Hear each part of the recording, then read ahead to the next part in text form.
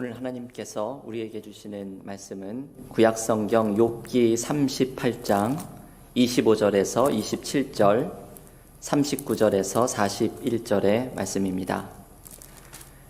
구약성경 욥기 38장 25절에서 27절까지 39절에서 41절의 말씀입니다. 누가 홍수를 위하여 물길을 터 주었으며 우레와 번갯길을 내어 주었느냐? 누가 사람 없는 땅에 사람 없는 광야에 비를 내리며 황무하고 황폐한 토지를 흡족하게 하여 연한 풀이 돋아나게 하였느냐? 39절부터 41절을 계속 봉독하겠습니다. 내가 사자를 위하여 먹이를 사냥하겠느냐? 젊은 사자의 식욕을 채우겠느냐? 그것들이 굴에 엎드리며 숲에 앉아 숨어 기다리느니라. 까마귀 새끼가 하나님을 향하여 부르짖으며 먹을 것이 없어서 허우적거릴 때에 그것을 위하여 먹이를 마련하는 이가 누구냐? 아멘. 하나님의 말씀입니다.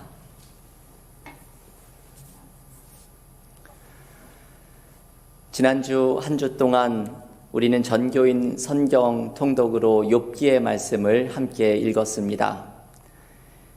욥기는 의로운 사람인 욥이 당하는 고난을 소개하는 이야기입니다. 욥은 재산을 잃고 자녀를 잃고 자신의 몸에 병까지 얻는 극심한 고통을 당하였습니다. 아마도 지난주에 욥기를 통독하면서 우리 교우들께서 자신의 고통을 많이 묵상하셨을 줄로 압니다. 요즘 코로나 사태로 많은 사람들이 고난 중에 있습니다. 욥이 고통 중에 하나님께 탄식하고 이유를 알 수 없는 고난 앞에 때로는 하나님을 원망하는 모습 속에서 우리도 우리가 당하는 고난의 문제를 하나님 앞에 아뢰고 함께 씨름하는 시간을 가졌습니다. 어제 토요일 매일 묵상에서 욥이 하나님을 만난 후에 마음의 평화를 찾는 욥기 42장의 말씀을 함께 나누었습니다. 욥이 회복되는 이 42장의 말씀의 핵심에는 5절의 말씀이 놓여 있습니다. 욥기 42장 5절은 이렇게 말합니다. 내가 주께 대하여 귀로 듣기만 하였사오나 이제는 눈으로 주를 배옵나이다. 아멘. 여러분, 이 말씀은 욥기의 암송 구절이기도 한 말씀인데 깊은 묵상을 초대하는 구절입니다. 내가 주께 대하여 귀로 듣기만 하였사오나 이제는 눈으로 주를 배옵나이다. 욥은 고난의 의미를 찾으려는 그 치열한 몸부림 끝에 자신의 두 눈으로 하나님을 직접 대면하면서 그동안 풀리지 않았던 고난의 의미를 발견합니다. 욥이 하나님을 만나면서 발견한 것은 하나님의 커다란 계획입니다. 욥기 42장 2절에서 욥은 이렇게 고백합니다. 주께서는 못하실 일이 없사오며 무슨 계획이든지 못 이루실 것이 없는 줄 아오니. 욥은 고백하기를 하나님에게는 계획이 있으시며 그것을 반드시 이루실 것이라고 말합니다.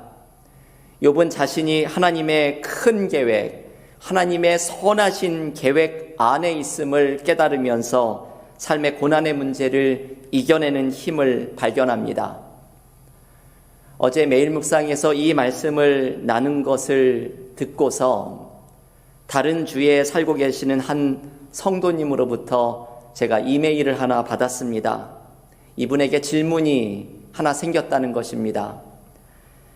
욥처럼 인생에 일어나는 고난이 하나님의 큰 계획 안에 있다면 정작 고통을 당하는 나는 저항도 할 수 없이 받아들여야만 하는데 인간인 우리가 참 나약하고 희망이 없게 느껴진다는 것입니다.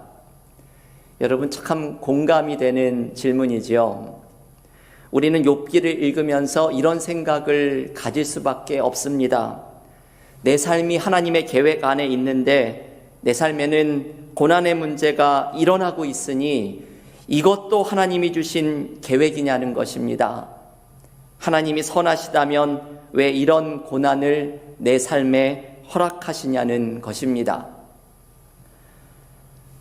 사실 욥은 이 똑같은 질문으로 하나님 앞에 씨름했던 사람입니다. 욥은 하나님께 내가 왜 이런 고난을 당해야 하는지 말씀 좀 해보시라 소리를 지릅니다. 욥기 10장 12절부터 욥이 하나님께 이렇게 외치는 대목이 나옵니다. 제가 새번역 성경으로 읽어드리겠습니다.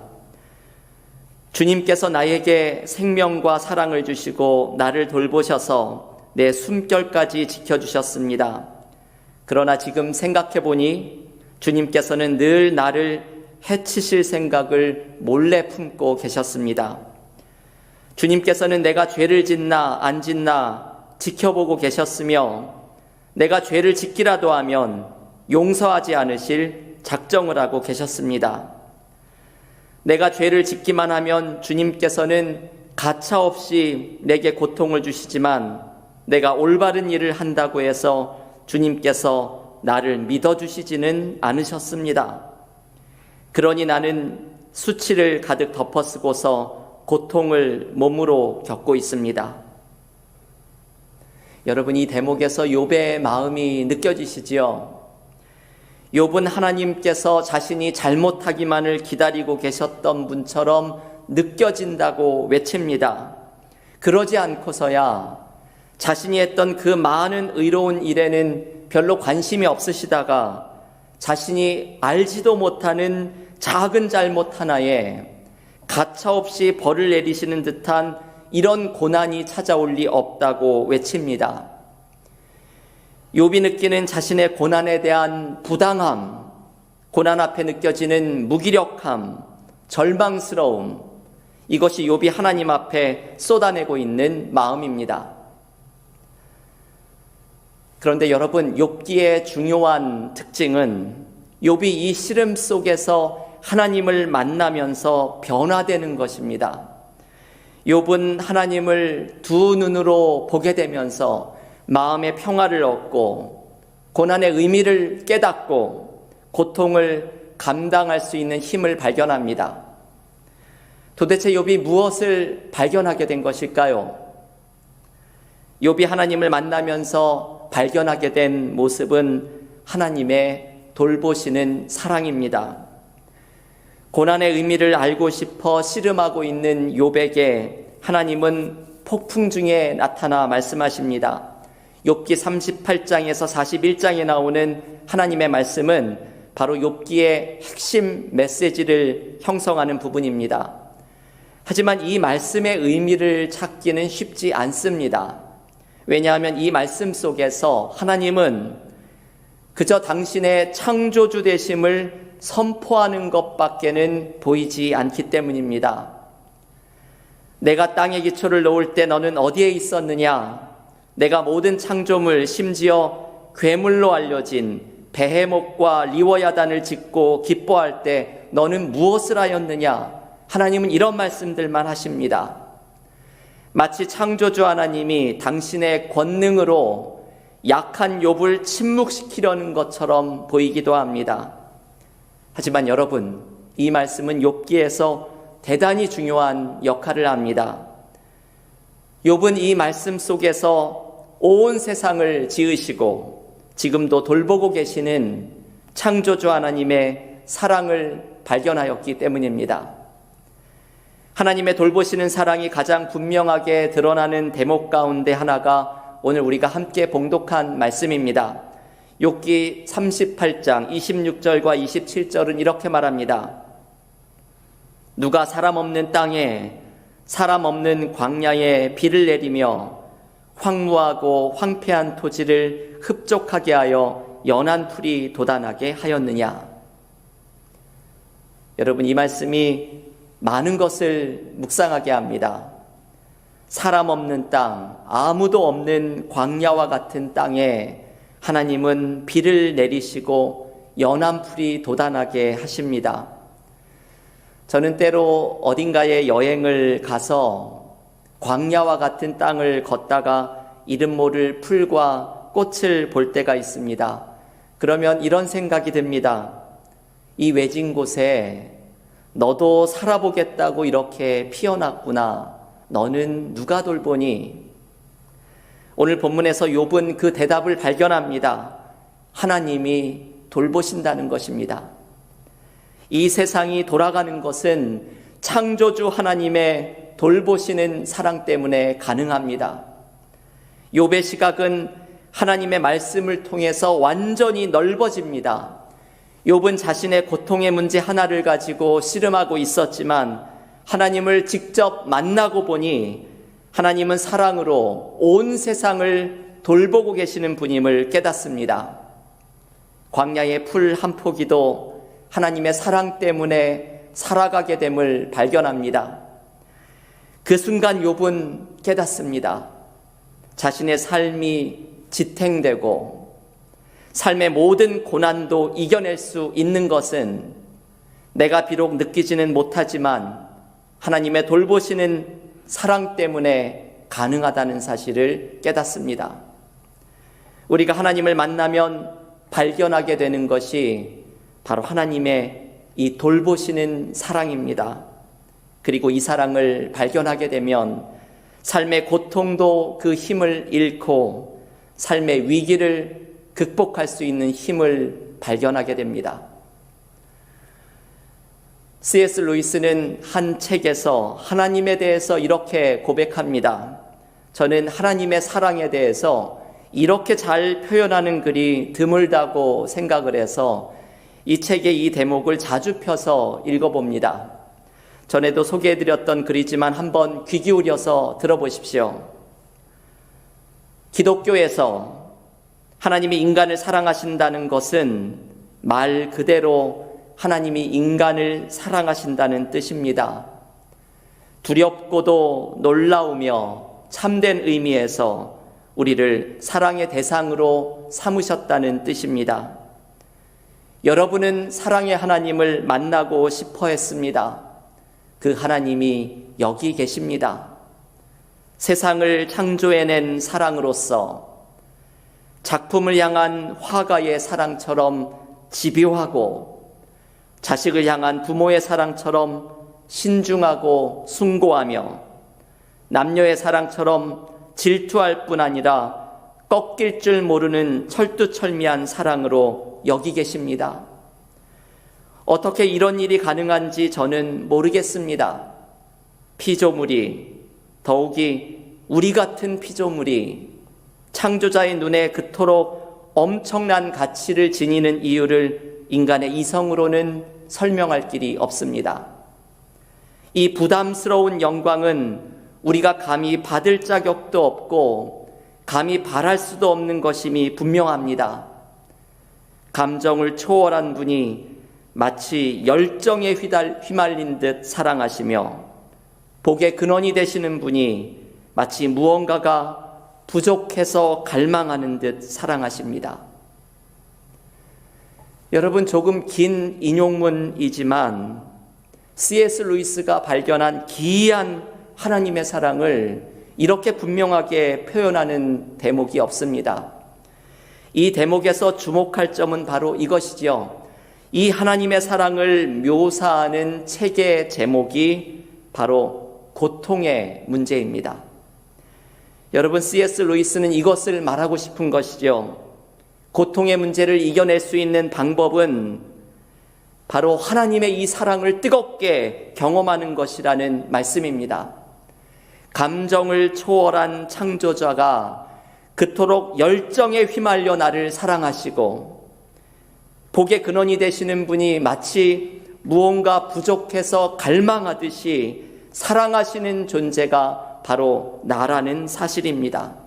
내가 그런 존재라는 것을 발견하는 순간 우리는 고통의 문제를 감당할 힘을 얻게 됩니다. 내가 하나님의 돌보시는 사랑 속에 있음을 깨닫는 순간 내 삶에 일어나는 고난을 이겨내는 희망이 찾아옵니다. 여러분, 오늘 본문에는 하나님의 이 돌보시는 사랑이 따뜻하게 표현되는 구절이 등장합니다. 욥기 38장 41절의 말씀입니다. 까마귀 새끼가 하나님을 향하여 부르짖으며 먹을 것이 없어서 허우적거릴 때에 그것을 위하여 먹이를 마련하는 이가 누구냐? 저는 지난주에 욥기를 통독을 하면서 이 말씀이 특별히 제 가슴에 다가와서 은혜를 많이 받았습니다. 그 힘없는 까마귀 새끼가 하나님을 향하여 부르짖을 때, 먹을 것이 없어서 허우적거릴 때 누가 돌보냐는 것입니다. 하나님이시지요. 창조주 하나님이 그 까마귀 새끼를 먹이시고 돌보신다는 것입니다. 지난주에 TV에서 우연히 자연 다큐멘터리를 보다가 이 말씀과 아주 비슷한 장면을 보게 되었습니다. 한 독수리가 새끼를 낳아 기르고 있는데 갑자기 폭풍이 몰려듭니다. 하늘 저편으로부터 시커먼 구름이 빠른 속도로 몰려옵니다.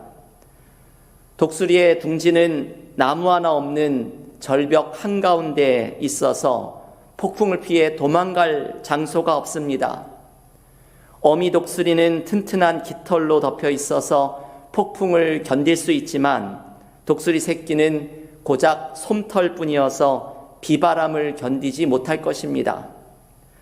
마침내 폭풍이 몰아닥치자 감동적인 장면이 나옵니다. 어미 독수리가 새끼를 절벽에 붙이고는 자신의 날개로 품습니다. 어미는 모든 비바람을 다 막아서고 절벽 위에서 폭포처럼 쓸려 내려오는 진흙을 온몸으로 오롯이 막아냅니다. 어미의 날개는 진흙으로 뒤범벅됩니다. 하지만 그 비바람과 진흙탕 속에서 어미 독수리는 미동도 하지 않고 새끼를 지킵니다. 여러분, 오늘 본문에 나오는 하나님이 바로 이런 분이시죠. 까마귀 새끼가 하나님을 향하여 부르짖으며 먹을 것이 없어서 허우적거릴 때에 그것을 위하여 먹이를 마련하는 이가 누구냐? 하나님은 우리가 하나님을 향하여 부르짖을 때에 마치 어미처럼 우리를 먹이시고 돌보아 주시는 분이십니다. 오늘 어머니 주일입니다. 우리는 어머니의 모습에서 하나님의 모습을 발견할 때가 많습니다. 저는 요즘 한국에 계신 어머니께 전화를 드릴 때마다 마음이 먹먹할 때가 있습니다. 한국의 재활병원에 계신 어머니와 통화를 하고서 끊을 때가 되면 어머니가 항상 저에게 먼저 전화를 끊으라고 하십니다. 저는 어머니에게 먼저 전화를 끊으시라고 하고는 가만히 기다리면 한참의 침묵 끝에 수화기 건너편에서 소리가 들립니다. 아이 좋아, 아이 좋아. 막내 목소리 들으니까 너무 좋네. 그러면 또 제가 어머니 저도 좋아요 하면서 이야기를 한참 하고 또 전화를 끊으시라고 하면 어머니가 저보고 또 먼저 끊으라고 말씀합니다. 제가 가만히 기다리면 잠시 후에 또 아이 좋아, 아이 좋아 목소리가 수화기에서 들려옵니다. 결국 통화했던 시간만큼이나 때로는 그보다 더 오래 먼저 끊으세요. 이 실랑이가 오고 간 후에 결국 전화를 먼저 끊는 것은 언제나 저입니다. 어머니께 전화를 먼저 끊을 때마다 그런 생각이 듭니다. 이게 어머니의 사랑이구나. 수화기를 놓지 않고 들고 계시는 어머니의 모습에서 어머니의 저를 향한 애틋한 사랑이 느껴집니다. 여러분, 하나님은 우리를 어머니처럼 돌보아 주시는 분입니다. 호세아 11장 1절부터 어머니 하나님의 모습을 이렇게 노래합니다. 제가 공동번역 성경으로 이 말씀 한번 읽어드리겠습니다. 내 아들 이스라엘이 어렸을 때 너무 사랑스러워 나는 이집트에서 불러내었다. 그러나 부르면 부를수록 이스라엘은 나에게서 멀어져만 갔다. 걸음마를 가르쳐주고 팔에 안아 키워주고 죽을 것을 살려주었지만 에브라임은 나를 몰라본다. 인정으로 메어 끌어주고 사랑으로 묶어 이끌고 젖먹이처럼 들어 볼에 비비기도 하며 허리를 굽혀 입에 먹을 것을 넣어주었지만 이스라엘은 나를 몰라본다. 여러분, 어머니처럼 우리를 돌보시는 하나님의 사랑이 느껴지시지요? 욥이 두 눈으로 보게 된 것이 바로 이것입니다. 창조주 하나님이 자신과 온 세상을 사랑으로 돌보신다는 것입니다. 욥은 자신이 하나님 앞에 쏟아낸 질문들에 대해서 구체적인 대답을 듣지는 못했습니다. 왜 나에게 이런 고난이 일어납니까? 하나님은 왜 이런 고난을 허락하십니까? 하나님 앞에 쏟아낸 질문들의 답을 찾지는 못했습니다. 하지만 욥은 가장 중요한 것을 발견하였습니다. 세상과 나는 하나님의 돌보시는 사랑 때문에 살아간다는 사실입니다. 나의 고난은 나를 돌보시는 하나님의 사랑 안에 있는 고난이라는 것을 발견합니다. 이 하나님의 사랑을 발견한 순간 욥은 침묵합니다. 교우 여러분, 우리의 고난 속에서 우리는 마치 어머니처럼 우리를 돌보시는 창조주 하나님의 사랑을 발견합니다. 신앙인의 삶 속에서도 고난은 찾아옵니다. 하지만 고난 속에서 신앙인은 귀로만 듣던 하나님을 이제 직접 두 눈으로 봅니다. 세상과 나를 돌보시는 하나님의 사랑이 나의 온 존재를 뒤덮고 있음을 발견합니다. 이 하나님의 사랑 속에서 고난은 우리를 삼켜버릴 힘을 잃어버립니다. 삶의 고통은 여전히 우리와 함께하지만 그 고통이 우리를 삼켜버리지는 못합니다. 왜냐하면 하나님의 돌보시는 사랑이 나와 함께하고 있기 때문입니다. 로마서 8장의 바울의 고백처럼 세상의 그 어떤 것도 심지어는 죽음마저도 하나님의 사랑에서 나를 끊어놓을 수 있는 것은 없을 것입니다. 교우 여러분, 요즘 많은 삶의 어려움 속에 있습니다. 하지만 욥이 두 눈으로 발견했던 이 은혜를 붙들고 삶의 어려움 속에서 창조주 하나님의 돌보시는 사랑으로 힘을 얻고 희망을 발견하는 믿음의 교우들이 모두 되시기를 간절히 축원합니다. 함께 기도하겠습니다.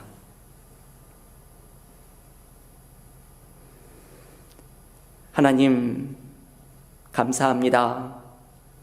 오늘도 주일 예배를 통해서 우리를 만나주시고 욥기를 통해 우리에게 주신 하나님의 말씀을 굳게 붙듭니다. 삶에 이해되지 않는 고통 속에 하나님 앞에 믿음의 씨름을 했던 욥은 자신의 삶의 모든 것이 하나님의 돌보시는 사랑 안에 있음을 발견합니다. 신앙인들에게도 이해할 수 없는 삶의 고난과 고통이 찾아오지만 우리의 고난이 우리를 사랑하시는 하나님의 사랑 안에 있는 고난임을 발견하며 하나님 앞으로 나아갑니다. 오늘도 삶의 두려움과 어려움 속에 있는 우리 교우들, 주님의 능력의 손으로 붙들어 주시고 하나님의 돌보시는 사랑으로 함께하여 주시고 하나님의 사랑 속에 힘을 얻고 희망을 발견하는 믿음의 삶이 되게 하여 주시옵소서. 오늘 어머니 주일을 맞이하여서 우리 연로하신 교우들, 부모님들, 당신의 돌보시는 사랑 가운데 품어주시사 영육간의 강건한 은혜를 누리게 하시며 이 코로나 사태 속에 어려움 속에 신음하는 모든 세상의 사람들에게 창조주 하나님의 돌보시는 사랑으로 위로하시고 힘주시는 하나님의 은혜를 풍성히 내려 주시옵소서. 예수님의 이름으로 기도하옵나이다. 아멘.